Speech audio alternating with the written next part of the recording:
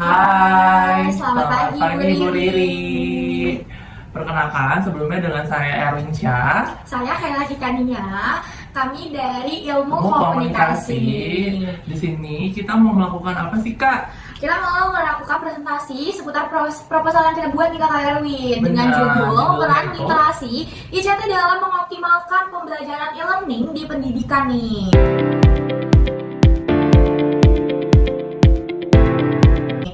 Kak Erwin mau langsung aja ke latar belakang dan isi yang kita buat? Oke, Ya. kita langsung masuk ke pembahasannya ya, Kak. Oke, yuk. Langsung aja kita minta Kak Erwin untuk menyebutkan latar belakang isi dari proposal kita ya. Saat ini di sini ada latar belakang. Yang pertama, bab 1 ada latar belakang, dan itu perkembangan teknologi saat ini berlangsung dengan sangat pesat dan telah menjadi kebutuhan bagi setiap individu. Berkat kemajuan ini, semua orang dapat dengan mudah mencari dan mengakses informasi yang mereka butuhkan. Iya, Kak. betul. Lalu untuk aktivitas manusia modern kini didorong oleh teknologi informasi dan komunikasi. TIK ya, Kak? Iya, TIK. TIK atau bahasa Inggrisnya itu ICT kita. Iya, betul. Terus yang telah mengubah cara kita hidup, belajar, bekerja, bersenang-senang hampir seluruh masyarakat sehari-hari menggunakan berbagai perangkat terkait TIK ini. Iya, Seperti betul. internet, ponsel, dan Iya, tablet. betul. Kita saat ini juga sedang menggunakan ponsel maupun laptop nih, Iya, Kak. ponsel untuk merekam, laptop untuk memberitahu isi dari proposal kita, proyektor untuk memberi kita nih memudahkan presentasi ya Kak Erwin ya. Kak. Sangat mudah banget isi ICT ini. Benar. Di sini kita mau lanjut bab berikutnya yang akan Iya, dijelaskan oleh Kak Kayla. Aku Lanjut, lanjut Kak. lagi ke peran TIK dalam pendidikan nih. Kita ada peran TIK dalam pendidikan itu ada alat pendukung dan cakupan TIK nih. Kalau alat pendukung di lembaga pendidikan, TIK mencakup beragam perangkat seperti komputer, laptop, terus printer, scanner, dan proyektor nih. Peran TIK di sini adalah sebagai alat pendukung dalam proses pembelajaran. Belajar. Betul ya kayak tadi aku Benar. sebutin sebelum masuk ke isi dari TIK ini kita udah sebutin duluan Sebutin ya. duluan. Iya betul. Kalau saya untuk cakupan TIK meliputi adalah perangkat proyektor, perangkat lunak, terus dan keras komputer nih, jaringan LAN dan WAN, mesin komputer, kalkulator, kamera digital, dan telepon seluler yang semua berkontribusi pada peningkatan kualitas pendidikan. Sangat berkontribusi banget ya Kak ya. Kayak untuk e-learning ya, Kak, berarti iya, betul. ya. Kayak kita nih lagi kuliah, terus kayak kita e-learning jarak jauh sama Jarak dosen. jauh sama dosen. Pastinya kan ada namanya kita butuhin TIK alat itu, canggih dan gitu alat ya, canggihnya dan TIK TIK-nya itu ya, seperti laptop dan lain-lainnya, Kak. Iya, betul. Seperti Kita itu. lanjut lagi ke e-learning, ke e-learning, evolusi dan manfaat nih yang bawa Kakak. Baik, di sini ada e-learning, evolusi, dan juga manfaat. Untuk pertama, e-learning itu merupakan cara penyampaian informasi dan pendidikan secara daring. Platform ini menawarkan berbagai alat yang dapat memperkaya metode pembelajaran konvensional nih, Kak. Yang kedua ada e-learning.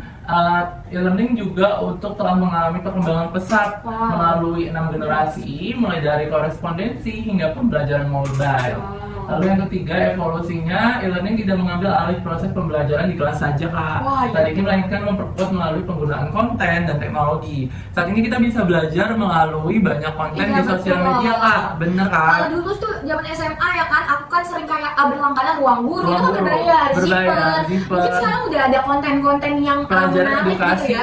yang ada di TikTok, Iya, YouTube, betul. itu udah banyak banget konten Jadi kreator kalau tersebut. kalian pinter-pinter gitu nggak usah bayar, kita cari aja kulik-kulik untuk konten-kontennya pasti nemu kok guys. Pasti Daripada nemu. kalian berbayar ya kan, sayang Benar. juga. Jadi kita belajar melalui konten-konten yang ada di sosial Sosial media. media, iya benar. Kita lanjut kembali oleh Kak Kayla. Lanjut lagi ke rumusan masalah ya kakak. Baik. Kita itu ada di rumusan masalah. Kita ada 6 rumusan masalah nih. Kalau kalian yang tahu ada pasti pengertian kan, pengertian ICT di pendidikan e-learning. Itu yang pertama. Kalau yang kedua itu pengaruh literasi ICT terhadap efektivitas pembelajaran e-learning. Dan yang ketiga itu adalah strategi peningkatan literasi ICT untuk mengoptimalkan pembelajaran e-learning. Dan yang keempat adalah upaya menerapkan literasi ICT untuk meningkatkan interaksi dan keterlibatan peserta didik. Yang kelima adalah tantangan dalam penerapan e-learning yang terkait dengan ICT. Terus yang keenam ada dampak tingkatan literasi ICT terhadap pembelajaran nih. Kalau misalnya aku pahami dari rumusan masalah ini pasti banyak banget nih kayak dampaknya, karena kan ICT, TIK itu pasti ada dampaknya kan dari semua yang mempengaruhi isinya itu pasti ada dampak, ada upaya, terus juga ada isi-isi nih yang bakal mempengaruhi dari masalah TIK itu sendiri, seperti itu. Di sini kita lanjut aja, Kak. Iya, kita kan metode penelitian ya, Kakak. Oke. Sebelumnya kita sudah melakukan metode penelitian untuk kasus ini, yaitu kampus kita sendiri di mana, Kak? Di Universitas Cyber Asia. Saat ini jenis penelitian kita yaitu penelitian kualitatif deskriptif untuk mendeskripsikan fenomena yang berkaitan dengan literasi ICT dan penerapannya dalam pembelajaran e-learning. Lalu ada pendekatan penelitian. Di sini ada studi kasus untuk menganalisis penerapan e-learning di berbagai lembaga pendidikan dan Universitas Cyber Asia. Ya, kita berarti ngambil dari kampus kita kita sendiri. Di sini baik pada tingkat sekolah menengah maupun perguruan tinggi sampai universitas, dengan penekanan pada literasi ICT yang dimiliki oleh pendidikan dan peserta didik itu sendiri. Seperti itu. Masih kita mau tahu kan isi dari metode penelitian kita apa? Berarti lanjut aja kali ya. Lanjut aja, Kak. Slide-nya itu ada di teknik pengumpulan data. Pasti kita ada teknik-tekniknya. Sebelum kita meneliti, pasti ada teknik-teknik dari pengumpulan data tersebut. Yaitu adalah pasti ada wawancara nih.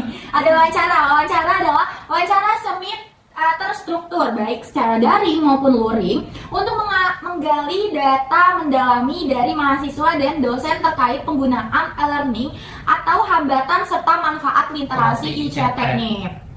Terus yang kedua itu ini ada observasi partisipatif, yaitu penelitian akan terlibat dalam kegiatan pembelajaran e-learning itu sendiri yang berlangsung. Kita juga mengamati interaksi antara pendidik, peserta didik, lalu serta penggunaan teknologi selama proses pembelajaran itu terjadi. Di sini kita ada modul kemarin di Unsia sendiri kita memakai modul yang itu juga kita cantumkan itu gitu. Iya, betul. Di sini ada yang ketiga ada studi dokumen.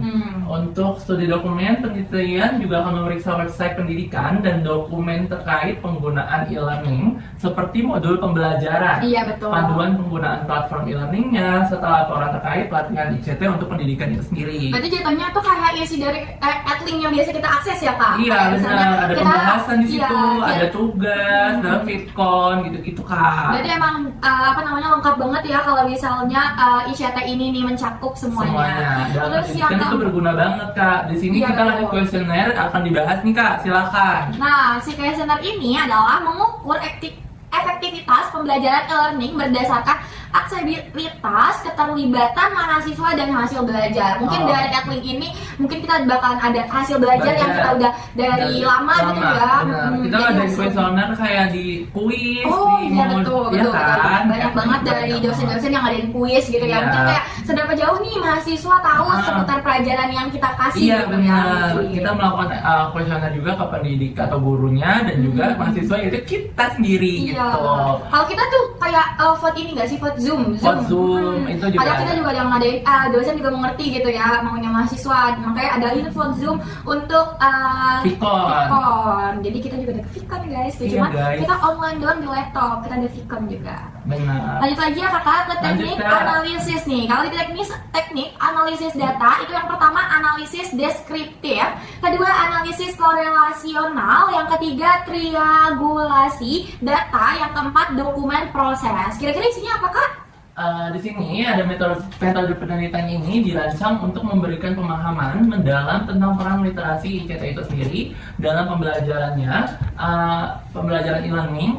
Selain itu, ini juga bertujuan untuk landasan bagi pengembangan kebijakan pendidikan berbasis teknologi di sekolah menengah dan juga universitas seperti Universitas Cyber Asia gitu. Di sini ada lagi, Kak, untuk bab selanjutnya. Sebenarnya udah habis nih, kita mau ngebahas apa lagi, Kak?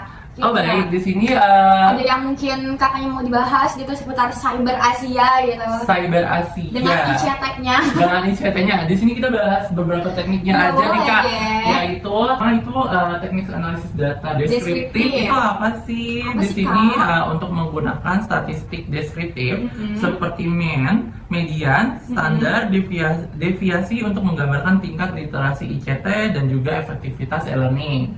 Iya. Yang kedua analisis korelasional. Iya, korelasional sendiri itu menggunakan uji korelasi person dengan integrasi linear untuk menganalisa hubungan antara literasi ICT dengan efektivitas pembelajaran e-learning.